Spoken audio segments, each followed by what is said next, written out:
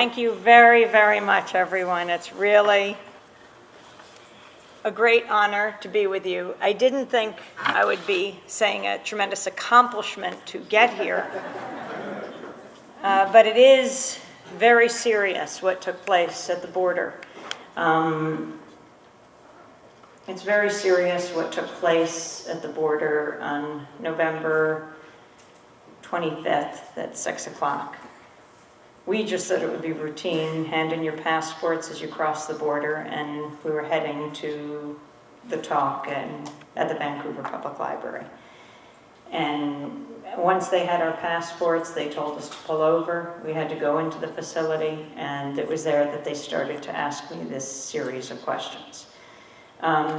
First, they said, "We want your notes on your speech tonight," which I was shocked by.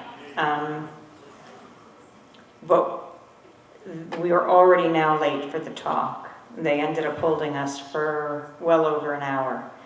And I went out to the car and I picked up the book and I brought it inside.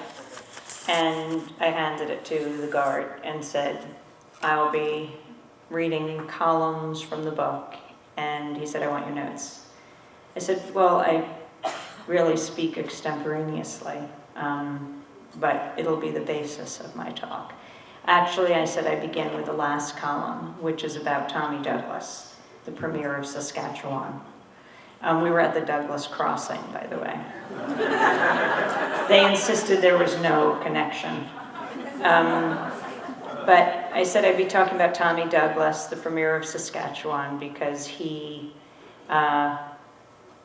is considered one of the greatest Canadians and pioneered the whole universal health care plan, Medicare that we have here. He also happens to be, but we'll talk about that in a second, related to a famous actor in the United States. But he wasn't interested in any of that. He said, "What else are you going to be talking about?" So I said, well, the whole health care reform debate in the United States. What else are you going to be talking about? Oh, global warming. What else are you going to be talking about? The global economic meltdown. What else are you going to be talking about? The wars in Iraq and Afghanistan. What else are you going to be talking about? I said, well, that pretty much does it. And he said, are you going to be talking about the Olympics? And I said, I don't live here. I did not exactly know what he was referring to. I thought he was talking about, and I said, do you mean when President Obama went to Copenhagen to push for the Olympics to come to Chicago? And he said, no, you didn't even get them, the Olympics. And so I said, I know. And he said, I'm talking about the Olympics here in 2010. And I said, I didn't want to insult him, but I said, no, I wasn't planning to talk about your Olympics. And he said, you're saying you're not talking about the Olympics? He clearly didn't believe me. Do you all just constantly talk about the Olympics? But it definitely piqued my interest because he is seriously concerned. And I said that was not what I was planning to talk about.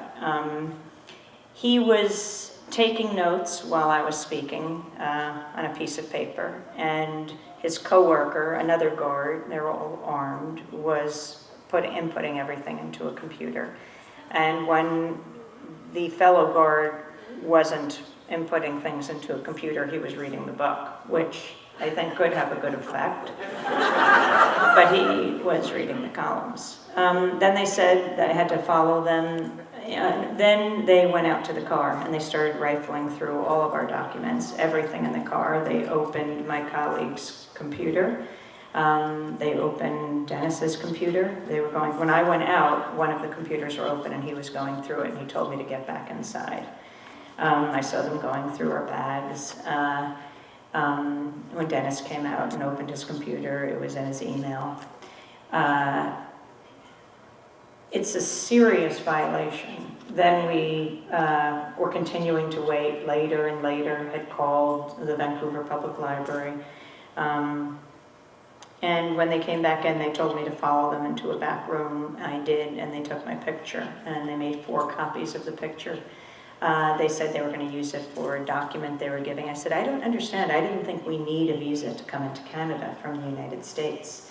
And they said this would be a control document that they would give us. And they took pictures of Dennis and Chuck and put the pictures into this document, this control document. And when we opened the document, they stapled it to our passport. It said that we had to leave by tomorrow at midnight. We had to leave Canada by tomorrow at midnight. I thought you all felt that people coming to Canada was a good thing, especially with his major concern about the Olympics that are coming up. But it said we have to leave by midnight tomorrow and that we have to check in with the authorities when we leave.